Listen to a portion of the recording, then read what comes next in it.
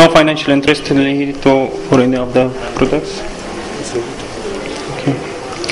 Retained intraocular foreign body occurs in 5 to 40% of all penetrating eye injuries. Overall, there is a 20/40 or greater visual acuity can be expected in up to 71% of the cases. 18% of the posterior segment trauma that it can contain intraocular foreign bodies. Representatively, intraocular foreign body actually it represents a true emergency. Intraocular foreign body can be divided into metallic or non-metallic. Metallic, it is iron, lead, silver, golds, and others.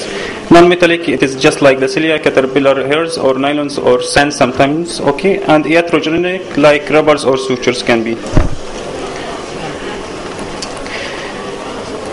Operate or not to operate the intraocular foreign body, still the riddle is still not solved. Great controversies are there regarding the timing of the surgical intervention in open globe injuries, use of a prophylactic buckle or not to use. Vitrectomy, the timing of the vitrectomy has been and will continue to be debated. Either we will go for early vitrectomy or late vitrectomy. Early vitrectomy, removal of the damaged vitreous decreases the incidence of late retinal detachment. The intravitreal foreign bodies are well visualized and free tissue incarceration or fibrin encapsulation. And late vitrectomy allow for spontaneous separation of the posterior hyaloid face, decrease the complexity of vitrectomy procedures. In hemorrhagic or choroidal detachment, allow time for liquefaction of the clot and its easier removal. Increased chances of siderosis in cases of metallic intraocular foreign body. I think in regard of spontaneous separation of the posterior hyaloid face, it is not true. Because majority of the cases there is no separation, it will remain, but there is posterior vitreous schisis actually, and it is confirmed by OCT. Timing of the vitrectomy also, immediate vitrectomy is indicated for both a traumatic endophthalmitis or intraocular foreign body with high risk of infection. Claire and Ryan compared vitrectomy at 1, 14, and 70 days. There was no significant difference between the vitrectomy at 1 and 14 days with regard to its ability to prevent RD. But surgery at day 1 was technically more difficult, but day 14 a posterior vitreous detachment had occurred and vitreous was easier to cut. Thus, the decision of when to perform vitrectomy will therefore continue to be made by individual surgeon. It depends on the surgeon and the facility, and if he has the equipment and the trained staff with him, he can go anytime for the surgery also. Removal of intraocular foreign body. Majority of intraocular foreign body should be removed on an emergency basis due to increased risk of endophthalmitis, and becomes increasingly difficult to extract fibrovascular membranes that it can form around the foreign bodies, organized vitreous, retinal detachment, and ocular toxicity to some intraocular foreign bodies, especially iron and coppers. Acute management. That immediately that you have to give prophylactic intravenous antibiotics and tetanus toxoids if it was not given. Two-step approach for intraocular foreign body management. Initial repair of the scleral repair as a primary closure. It should be, as it's mentioned earlier, to maintain integrity of the globe. A proper body closure is essential to restore structural integrity. Second setting, it can go in the second setting, lensectomy if cataractus lens, vitrectomy including the vitreous base, and retinectomy if incarceration, and retrieval of intraocular foreign bodies.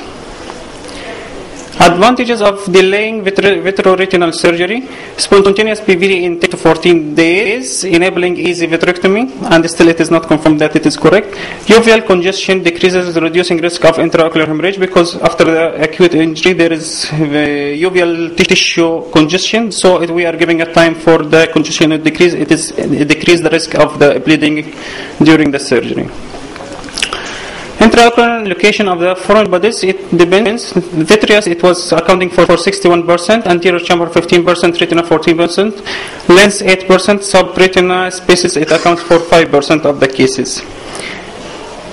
Entrance sites, it depends. The cornea, it counted in the highest, 65%, sclera 25%, and limbus 10% of the cases. Preoperative evaluation, all open globe must harbor a high suspicion of intraocular bodies, especially if we will find the entrance site. Detailed history, examination, and ancillary test. Ancillary test, it will come later. Clinical management depends on accurate localization of the intraocular foreign body, knowledge of the composition and the size of the intraocular foreign body, because it is so much important to know what is the composition of the intraocular foreign body that it will help us to decide is it emergent or not emergent.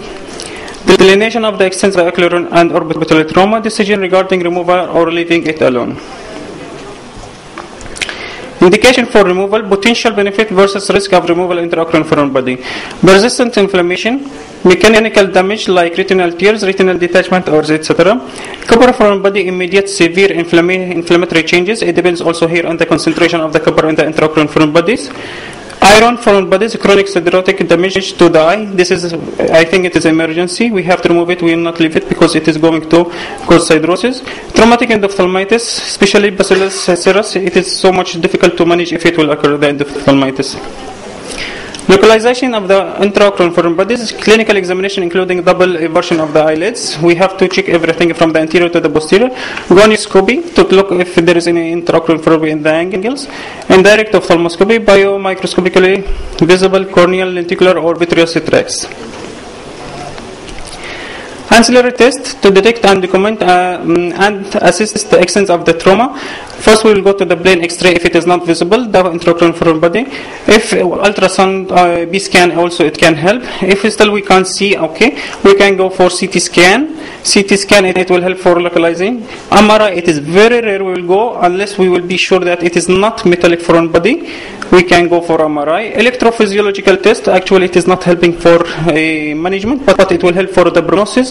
That in siderosis it will show us the changes, the acute and the late changes.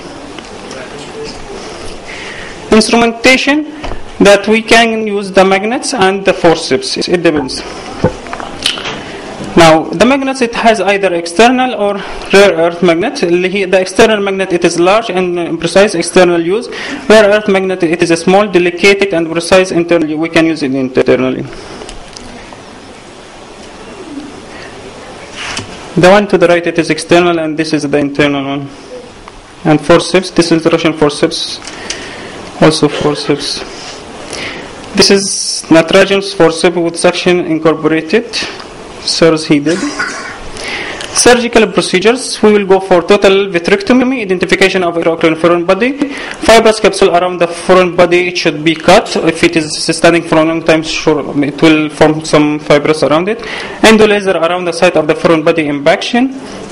Magnetic foreign body intraocular magnet, or non-magnetic foreign body suction or forceps can be used to remove it. Suturing of the entry wound, creation of pars plana sclerotomy with pre-placed mattress sutures, visualization intraocular foreign body with indirect ophthalmoscope, control of the Magnus foot pedals, foreign body grasped at the sclerotomy site with forceps, magnets, and magnetic extraction.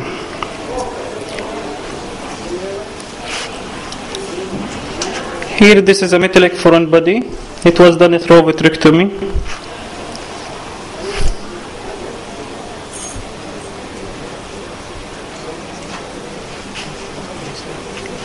Forward.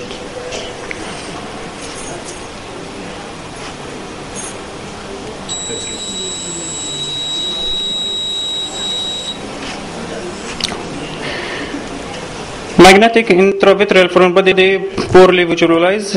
We will go pars plana vitrectomy, lensectomy, removal of the vitreous hemorrhage, opaque lens, electromagnet removal, intraocular foreign forceps inserted through the pars plana sclerotomy.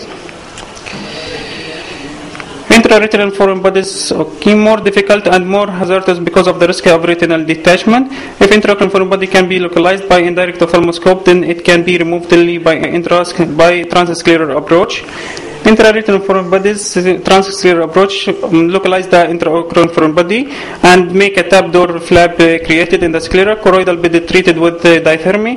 Choroid is inside foreign body is removed. Retinal incarceration localized and the scleral buckle, it can be used as a prophylactic. You need to conclude.